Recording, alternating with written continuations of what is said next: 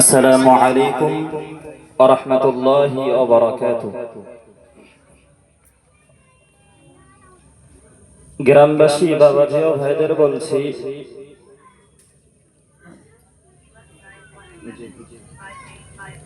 যারা এদিকে ওদিকে ঘোরাফেরা করছেন বা বাড়িতে রয়েছেন, অযথা এদিকে ওদিকে ঘোরাফেরা না করে বাড়িতে এই 2 ঘন্টার জন্য বসে না থেকে সকলে এই পবিত্র মাজলিসে চলে আসে।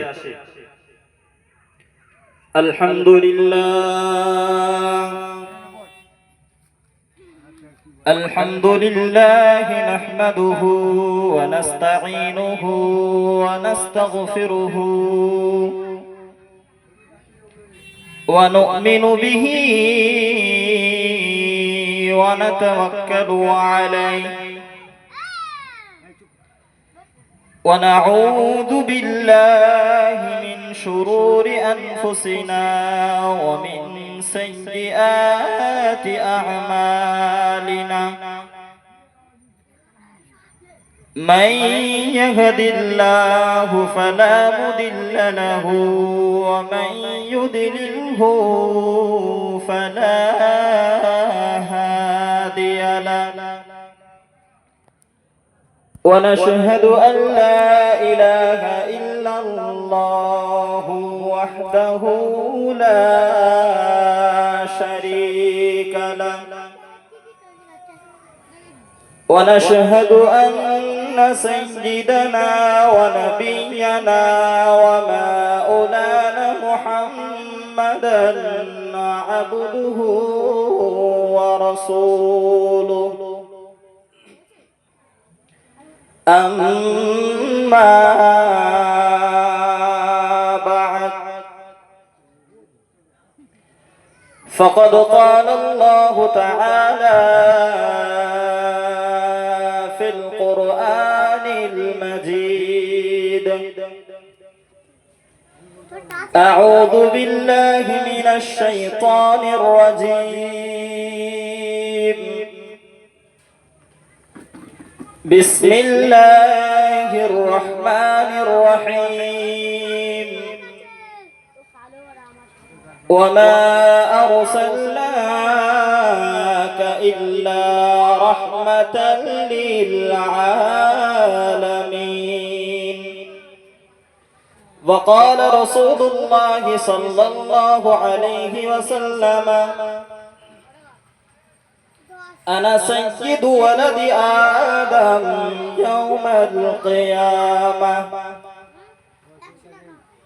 وأول من ينشق عنه القبر وأول شافع وأول مشفع أو كما قال عليه الصلاة والسلام. قال الله تعالى في موضع آخر يا أيها الذين آمنوا صلوا عليه وسلموا تسليما اللهم صل على سيدنا وعلى آل سيدنا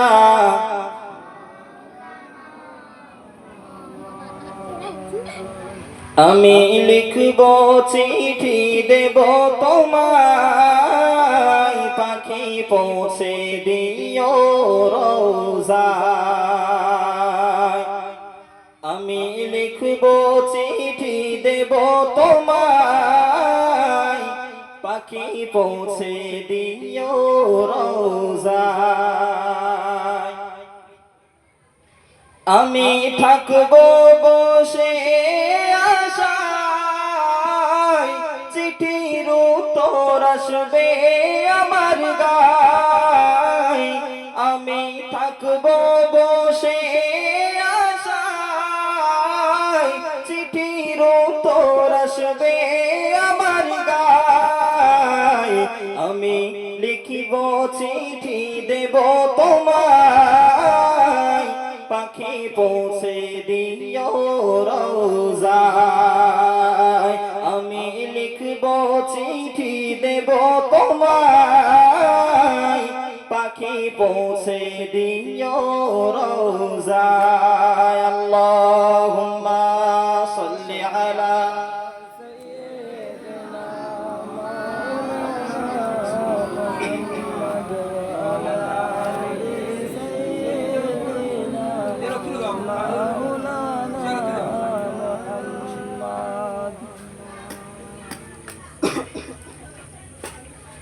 কবে আসবে মদিনার পায়গাম, গায়ে বাঁধিব হাজিদের গেরাম। আমি লিখব চিঠি দেব তোমায়, পাখি পৌঁছে দিও রোজায়। আল্লাহুম্মা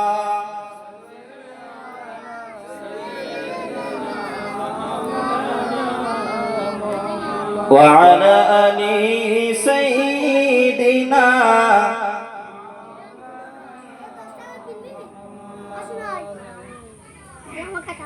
আলহামদুলিল্লাহ। সমস্ত প্রশংসা সেই মহান রব্বুল আলামিনের প্রতি, যিনি আমাদেরকে মুসলমান করে বানিয়েছেন। সকলে বলি আলহামদুলিল্লাহ। কারণ পৃথিবীতে যত জাতি রয়েছে কেবলমাত্র একটি জাতি জান্নাতে যাবে। যত জাতি রয়েছে একটি জাতি জান্নাতে যাবে, তার কারণ ঈমান। তার কারণ কি? ঈমান। আর ঈমান যারাই আনে তাদেরকে মুসলিম বলা হয়। এজন্য যারা ঈমান আনবে আল্লাহ তাআলা কেবল তাদেরকেই জান্নাতে দিবেন।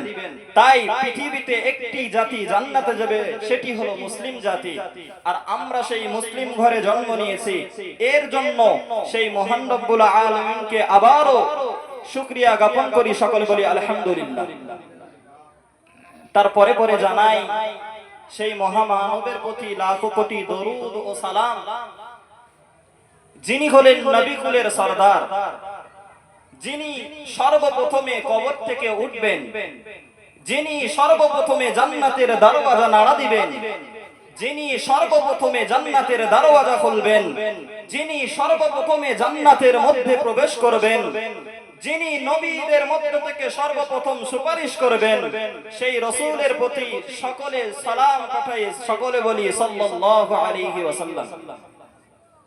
তারপরে পরে জানাই আমার সম্মুখে বসে থাকা মুরব্বিয়ান, আমার পাশে বসে থাকা ইমাম সাহেব এবং মুরব্বিয়ান, নওজওয়ান, কচিকাঁচা বাচ্চারা, পর্দানিশিনা ধার্মিকা মা ও বোনেরা, সকলকে আমি জানাই আন্তরিক সালাম ও মুবারকবাদ। এখানে আজকের দিনে আমরা হয়তো এখানে বেশি থেকে বেশি 2 থেকে 2.5 ঘন্টা বসবো। বেশি তো কষ্টের কিছুই নেই, এখানে 2 থেকে 2.5 ঘন্টা হয়তো বসবো। সুতরাং যারা এখনো পর্যন্ত বাড়িতে রয়েছেন, অযথা বাড়িতে না থেকে আসেন না 2 ঘন্টার জন্য ওই মিলাদে নবীর এখানে চলে আসে। আমার মা বোনদেরকে বলবো, ও মা বোনেরা, আপনারা তো সময়কে অনেক অপচয় করেন। আজকে 2 ঘন্টা সময় বাড়িতে বসে এমন দেন না যে 2 ঘন্টা আপনারা এই শুধু জলসাটাই শুনবেন। আমি যেটাই বলবো আপনারা সেটাই শুনবেন। আপনারা বলতে পারেন যে হুজুর আপনি শুরুতে এসে গজল বললেন কেন? সময় পাস করছেন? না না, সময় পাস করে কি হবে? আমি চেয়েছিলাম এটাই, আমার শিক্ষকরা এটাই শিখিয়েছেন যে দুটো ক্লাস যখন হয়, প্রথমে একটা ক্লাস হলে আরেকটা ক্লাস শুরু হওয়ার মাঝখানে 5 থেকে 10 মিনিট সময় দেওয়া হয়। মূল কারণ কি? এর মূল কারণ হলো ছাত্রদের ব্রেনটা যেন দুটো পড়ার মাঝখানে গুলিয়ে ডিস্টার্ব না হয়ে যায়। দুটো পড়ার মধ্যে কি হয় না হয়ে যায়? ডিস্টার্ব না হয়ে যায়। দুটো পড়া যেন খুবই ভালোভাবে ব্রেনে রাখতে পারে। হুজুর ইতিপূর্বে জলসা করছিলেন, তো এই আমার আর হুজুরের বয়ানের মধ্যে যেন আপনারা ভালো করে ব্রেনে রাখতে পারেন, এর জন্য শুরুতে আমি একটা সর্বপ্রথম তো নিয়ত আল্লাহকে খুশি করা, রাসূলকে সন্তুষ্ট করা। তারপরে যে নিয়তটি রয়েছে সেটি হচ্ছে আপনাদের ব্রেনটা একটু ফাঁকা করে নিলাম, যাতে এর পরে যেগুলো দেব আপনারা সেগুলো নিতে পারেন। বুঝতে পেরেছেন? এর পরে যেগুলো জ্ঞানগুলো দেব আমি, আপনারা নিতে পারেন। হয়তো আপনাদের থেকে বয়সে আমি আপনাদের ছেলে, কারোর সাথী ভাই, এমনও হতে পারে। তবে যে কথাগুলো বলবো, কথাগুলো মূল্য রয়েছে, এই কথাগুলো আপনাদের শুনতে হবে।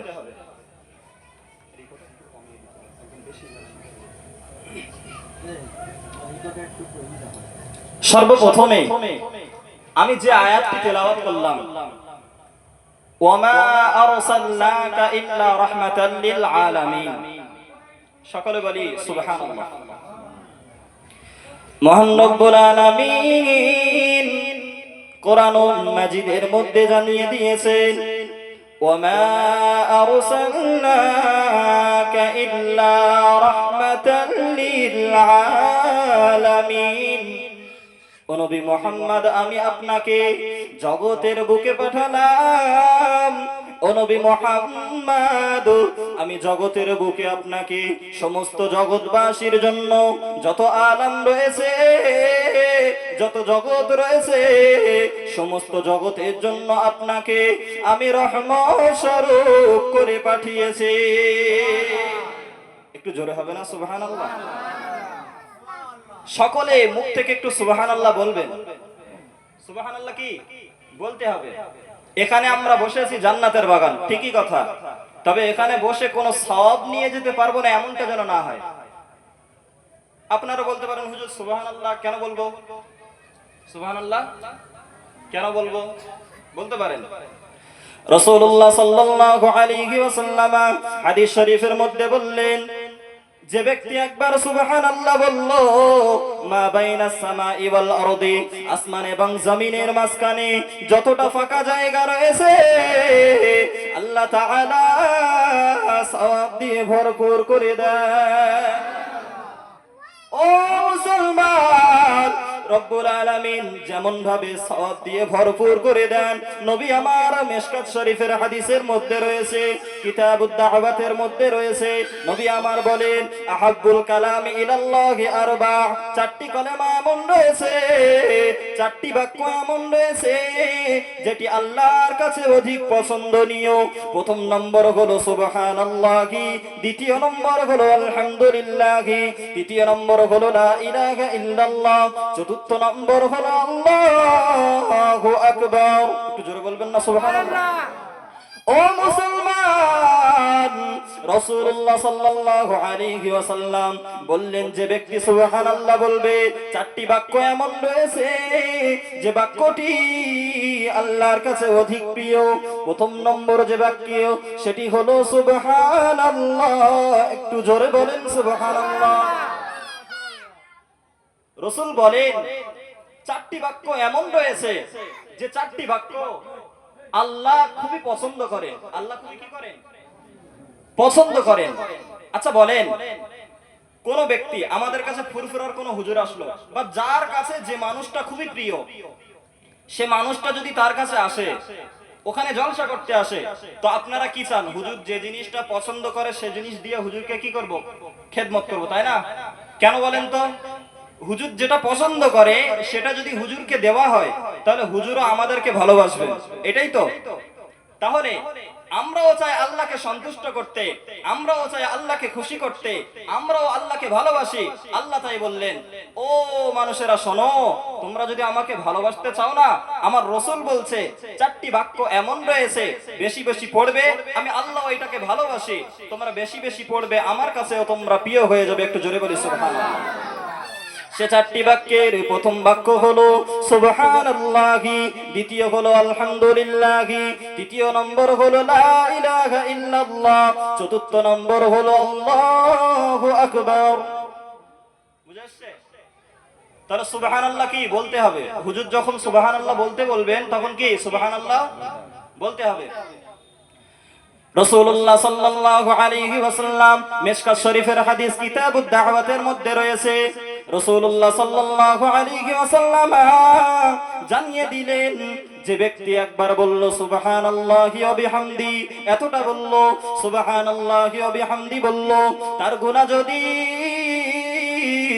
সমুদ্রের ফেনা পরিমাণে হয়, আল্লাহ তাআলা তার গুনাহকে ক্ষমা করে দিবে। আরেকটু মন দিয়ে হবে না সুবহানাল্লাহ? তাহলে বুঝলেন, সুবহানাল্লাহ বললেও কি রয়েছে? অনেক ফজিলত রয়েছে সুবহানাল্লাহ। সুতরাং সুবহানাল্লাহ যখন বলতে বলবো আপনারা বলবে না, গাফিলতি করবেন না। তাহলে আসমান থেকে নিয়ে জমিন পর্যন্ত ফাঁকা জায়গায় সওয়াবে ভর্তি, সমুদ্রের ফেনা পরিমাণে যদি আপনার গুনাহ হয় সেটাও মাফ। আপনারা কেন ছাড়বেন এখন বলেন?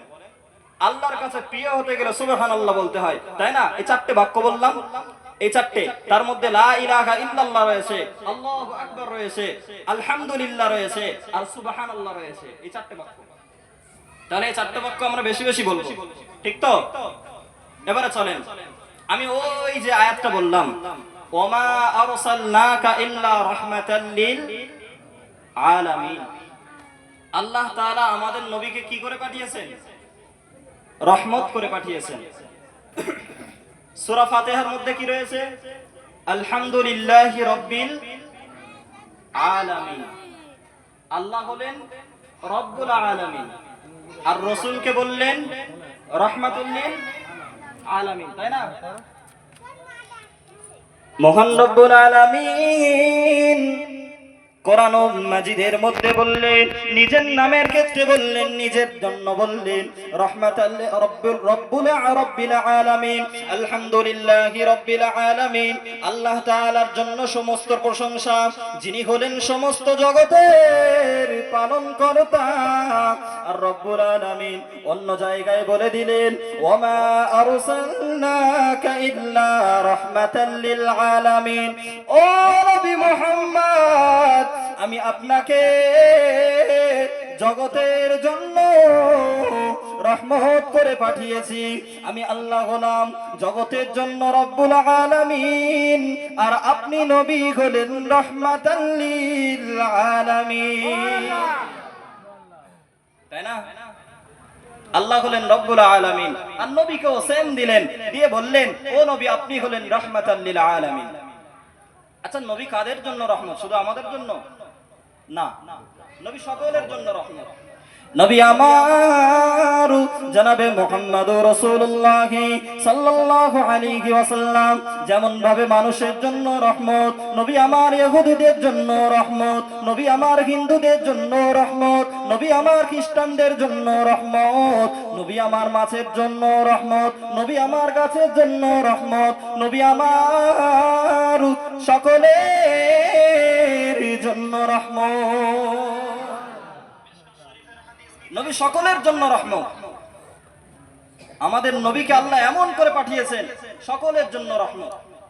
চলেন, ওই যে হাদিসটা বললাম না, যে হাদিসটা নবী আমার বলেন, আনা সাইয়্যিদু ওয়ালাদি আদম ইয়াউমাল কিয়ামা, আমি নবী মুহাম্মদুর রাসূলুল্লাহ কিয়ামতের দিনেতে আদম সন্তানের সরদার হবে। একটু জোরে বলি সুবহানাল্লাহ। কোন দিনেতে? কিয়ামতের দিনেতে। দুনিয়াতেও নবী সরদার সকলের, কিয়ামতের দিনেও নবী কি হবেন? সরদার হবেন। কিয়ামতের দিনটা কেমন হবে? খুবই সহজ, তাই না? হ্যাঁ, কি মনে হয়? খুবই সহজ হবে।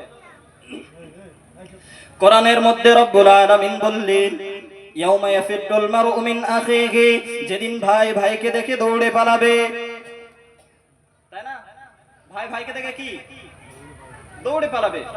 ইয়াউমা ইয়াফিরুল মারউ মিন আখিহি ওয়া উম্মিহি ওয়া আবিহি ওয়া সাহিবাতিহি ওয়া বানিহি। ও মুসলমান, রব্বুল আলামিন কোরআনের মধ্যে জানিয়ে দিলেন, কিয়ামতের দিন এত ভয়াবহ হবে, কিয়ামতের দিন এত ভয়াবহ হবে, যেদিন ভাই ভাইকে দেখে দৌড়ে পালাবে, ছেলে মাকে দেখে দৌড়ে পালাবে, বাপ স্ত্রীকে দেখে দৌড়ে পালাবে, বাপ সন্তানকে দেখে দৌড়ে পালাবে, সকলে একজন আরেকজনকে দেখে দৌড়ে পালাবে। ও মুসলমান, আপনারা বলেন আপনারা বলেন আপনি কি আপনার স্ত্রীর থেকে পালাবেন না? হ্যাঁ হ্যাঁ, আপনি অবশ্যই আপনার স্ত্রীর থেকে পালাবেন। আপনি আপনার ভাইকে দেখে দৌড়ে পালাবেন, আপনি আপনার স্ত্রীর দেখে, মাকে দেখে, বাপকে দেখে দৌড়ে পালাবেন। কোরআনের আয়াতের মধ্যে তাই বলা হলো, আর যেদিন সকলে একজন আরেকজনকে দেখে দৌড়ে পালাবে, ওই কঠিন দিনেতে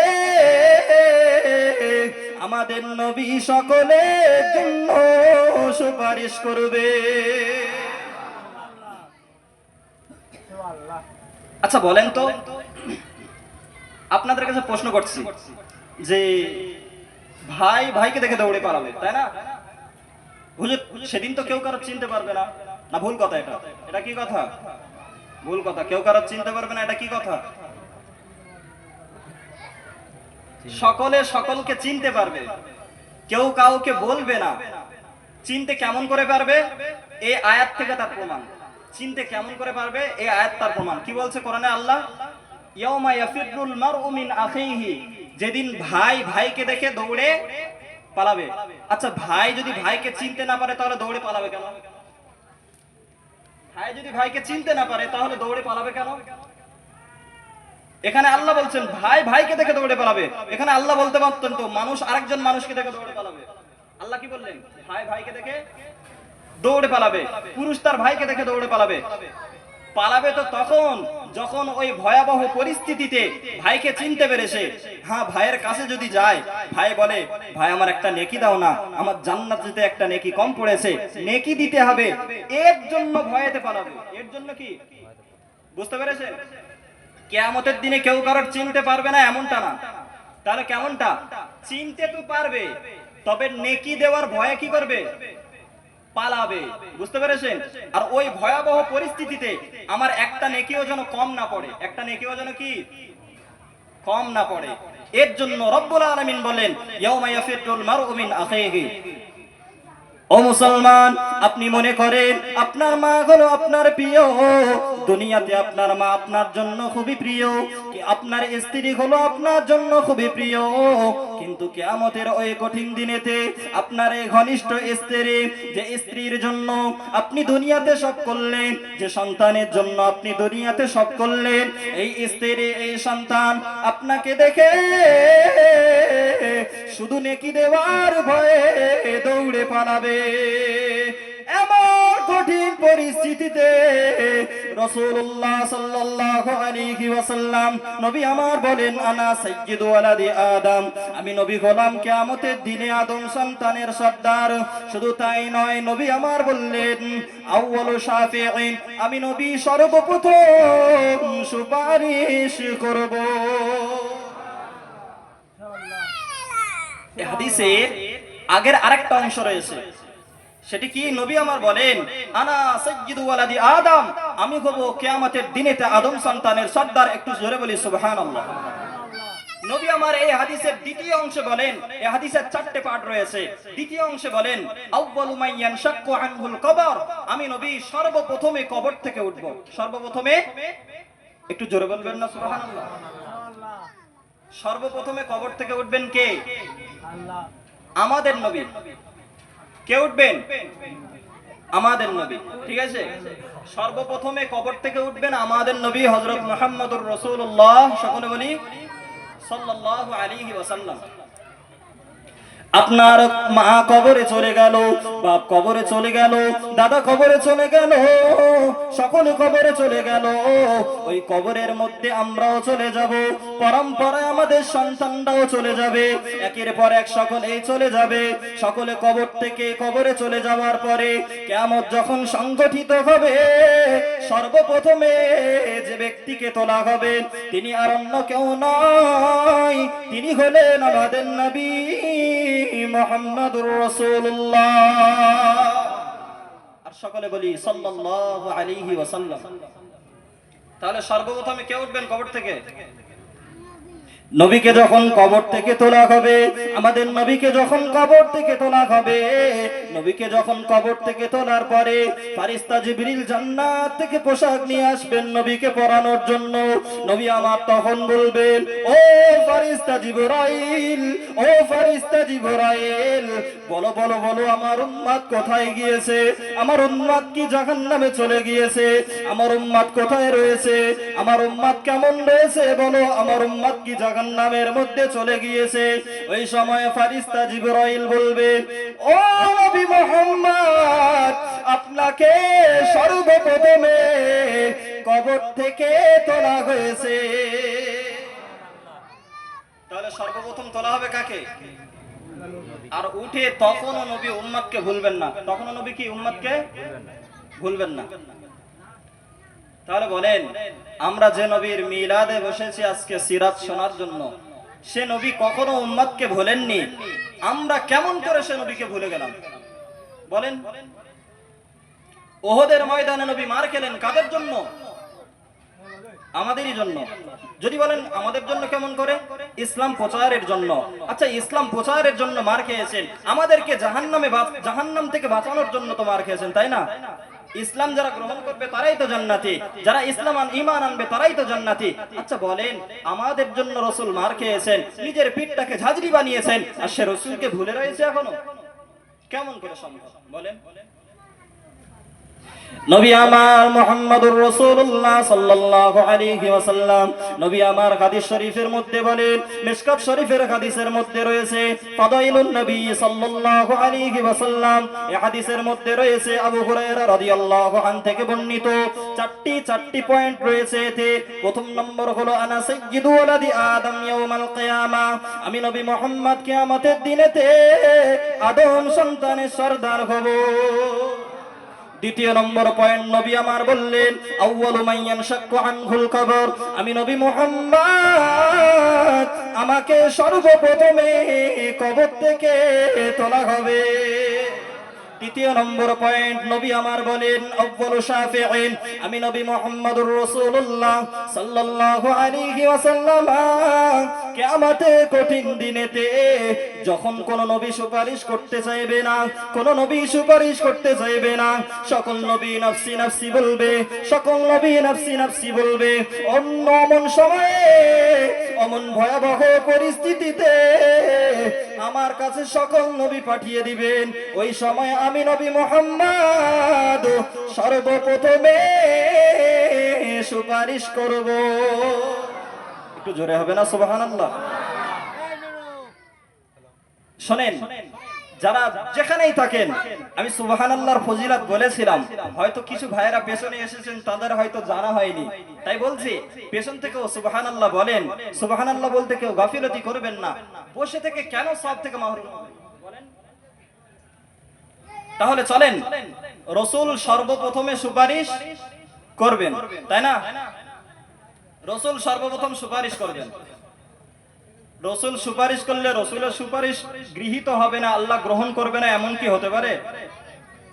তাই এই হাদিসের 4 নম্বর অংশে বলা হচ্ছে নবী আমার জানিয়ে দিলেন আউয়ালু মুশাফফাইন, আমি নবী মুহাম্মদুর রাসূলুল্লাহ সাল্লাল্লাহু আলাইহি ওয়াসাল্লাম আমার সুপারিশ আল্লাহ তাআলা সর্বপ্রথমে গৃহীত করবেন, কবুল করবেন। সর্বপ্রথমে কার সুপারিশ আল্লাহ কবুল করবেন? আমাদের নবী মুহাম্মদুর রাসূলুল্লাহ সাল্লাল্লাহু আলাইহি ওয়াসাল্লাম, এনার সুপারিশ আল্লাহ তাআলা সর্বপ্রথমে কবুল করবেন।